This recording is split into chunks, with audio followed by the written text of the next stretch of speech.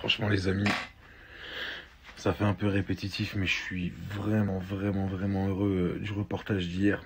Parce que moi je m'intéresse beaucoup à ce genre de reportage historique, pas forcément sur la colonisation, sur plein de trucs.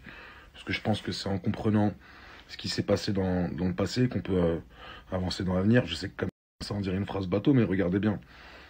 Il n'y a que au jour d'aujourd'hui, en 2020, qu'on apprend des secrets qui se sont passés, ne serait-ce qu'en dans les années 1800, 1900. Et donc ce qui se passe en 2020, je suis persuadé qu'on l'apprendra en 2200 ou 2300. Mais les comportements humains, ils se répètent à travers le temps. Et en vrai de vrai, c'est pas des reportages qu'il faut aborder avec de la haine ou ah les méchants colons, ah les méchants français. Je pense que c'est juste en apprenant réellement notre histoire qu'on peut déjà être fier d'être ici, parce qu'il y a des gens qui ont souffert pour qu'on soit là, et qu'à aucun moment on a le droit de leur enlever ça. Parce que avouer clairement, déjà on dit une faute avouée à moitié pardonnée, ça c'est valable pour tous les êtres humains, mais avouer clairement tout le passé colonial qu'a la France sur une grande chaîne de télévision du service public, moi je trouve que c'est un vrai pas en avant, et c'est dommage que même quand ils le font, bah, il y en a beaucoup qui sont juste pas à même de regarder, mais ça c'est un autre débat, et puis moi j'aime pas me concentrer sur les choses négatives.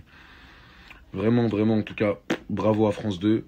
Et j'espère que ça vous intéressera à regarder un petit peu comment nos parents ils sont venus ici et pourquoi au jour d'aujourd'hui on parle tous français, pourquoi on a été à l'école française, qu'est-ce qu'on a apporté à ce pays aussi, dans quelles conditions. Il y a un autre reportage qui s'appelle Paris Couleur qui montre que à la base l'immigration, les banlieues, la colonisation, les premiers Arabes et les premiers Noirs qui sont arrivés en France, ils sont arrivés dans des zoos et dans des jardins d'anthropologie. Et encore une fois, quand je le dis, une fois qu'on a digéré la haine, bah on est beaucoup plus à l'aise. Et puis ça montre aussi qu'on avait de grands dirigeants. Il n'y a pas que les Arabes et les Noirs. Quand on voit le combat d'Ho Chi Minh, ça fait mal au cœur et puis ça force forcément l'admiration. Encore une fois, c'est pas notre histoire à nous directement. Notre histoire, nous, on l'écrit nous-mêmes. Ça, c'est un témoignage de notre passé et c'est juste, je pense, important vraiment parce que quand je parle avec beaucoup d'entre vous, d'entre nous, il y en a beaucoup qui se sentent pas français ou qui pour eux, comme quoi le discours des plus stupides, il a réussi à marcher. Quand on parle d'intégration à des gens qui sont morts pour ce pays, c'est qu'il y a quelque chose qui cloche. Donc, on n'a plus le droit de parler d'intégration, ça c'est complètement fini.